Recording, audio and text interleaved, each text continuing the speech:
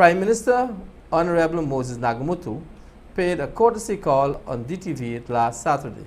Sasha Ramsaran reports.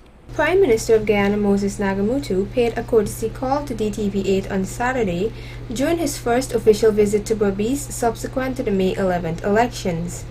The Prime Minister in his remarks thanked the television station for their support during the elections campaigning period. This is my first official visit to Berbice since I became Prime Minister, and at least after the May 11th elections. I came here once for a funeral of a relative.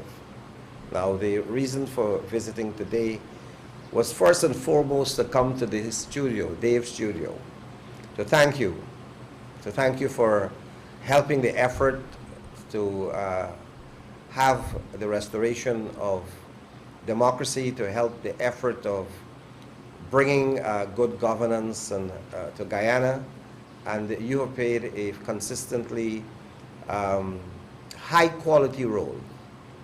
And our whole team from the APNU-AFC coalition want to go on record as being grateful for your assistance. During the courtesy call, the opportunity was also taken to gather his comments on the issue of the Berbice River Bridge toll and the progress being made with regards to Budget 2015. We have decided to announce a reduction of the tolls for cars and other vehicles, and we believe that it is possible to reduce the toll. It is amazing that the former government was actually thinking to authorize an increase in the toll. And we are in sympathy with the school children who have to use the vehicles to cross. And even if the toll for crossing is $300, if you cross 2-3 times, it means something. So we are conscious that this is a private company, but the government has an interest, the NIS has an interest. We will try to examine the ownership structure of the Berbice Bridge. And we have some resistance right now from the people who own this bridge, that they don't want to reduce the toll. Well, we will find other ways of helping the people, even if we have to introduce boat for people to cross and to pay $100 to cross.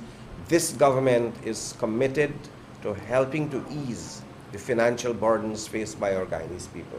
Financial problems of Berbicians in particular. So we will press with our campaign to reduce the toll. As you know, we are there only now just a little over 100 days. And we promise that we will bring a budget that will take us to the end of the year. The budget that we just introduced as the 2015 budget has expenditure monies that have been spent by the former government. And there are programs by the PPP government that are still there. We are not going to scrap these programs. We are going to continue all the programs if they benefit the Guyanese people. The programs that are not going to work, that would be wasting money, we are scrapping those programs. As you can see, we put aside the specialty hospital. We don't believe that that allocation, they allow the man who came in to do the contract to spend $900 million just to bulldoze and clear the land. $900 million, the man gone away with our money. We believe that we could use that money to improve the conditions of existing hospital. We can use that money to and much more to do better facilities for our people, to expand the maternity ward so that our mothers can deliver their babies in safety and their baby can survive. So there are some priorities. We set aside the Amila Falls because that's where you'll spend about $1 billion US. And all the studies show that one, the water level is unreliable. One time the river went dry. And two, there's no way that we were satisfied about the technical aspect of the falls. And while we all want to reduce electricity, we cannot go into an investment that will cost us more problem ahead.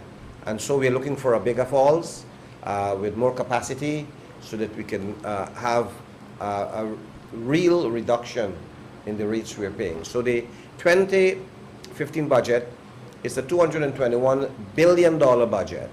But we know that all of that money, some spent earlier, and we're looking how the money was spent because a lot of it was hidden away.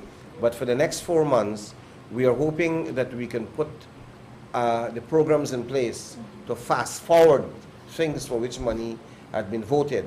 And we want to deliver as many as possible of the promises we had made to the Guyanese people.